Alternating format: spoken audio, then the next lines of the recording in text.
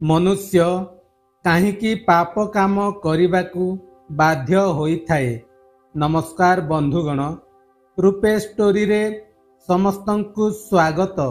आसंतु dairy न करी आजिर विषय को आगेई नेबा। भगवान श्रीकृष्ण महाभारत युद्ध रे अर्जुनंक सारथी भावरे कार्य करिथिले। सेही समय से अर्जुनंकु गीतार उपदेश सुनाइथिले। सेही उपदेशर महत्व सेही समय जेतिकी रहिथिला वर्तमान मध्य सेतिकी महत्व रहिछि। आजि आमे जानिबा मनुष्य काहींकी पाप काम करिवा पई बाध्य होइथाए। नंबर 1, मनुष्य काहींकी खराब काम करिथाए। मनीष अनेक समय निज अनिच्छा सत्वे मध्य खराब काम करिथाए बोली अर्जुन श्रीकृष्ण को पचारिथिले। एहार उत्तर रे श्रीकृष्ण कहिथिले जे मनुष्यर वासना ओ पाइबार स्वार्थ कारणरू पाप करिबाकू बाध्य होइथाए। नंबर 2, पाप करिबार सबुठु बड़ कारण हेउछि कौन? पाप करिबार सबुठु बड़ कारण मनुष्यर काम वासना अटे।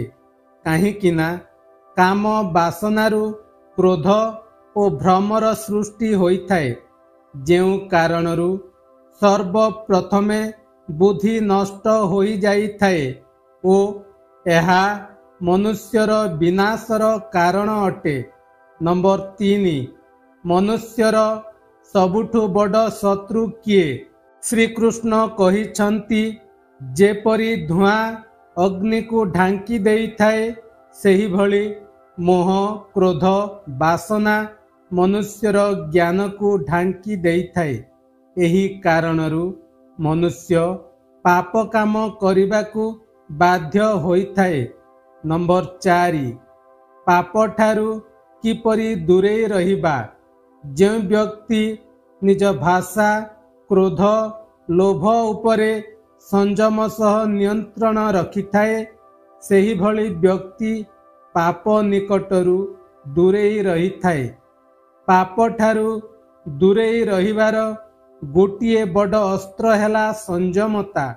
बंधुगण, एही चारिटी कथा आपनंकु भल लागिथिले निश्चय चैनल को सब्सक्राइब करंतु एवं कमेंट रे आपनंक बहुमूल्य मतामत देबे बोली मोर आशा एवं विश्वास। धन्यवाद। जय जगन्नाथ।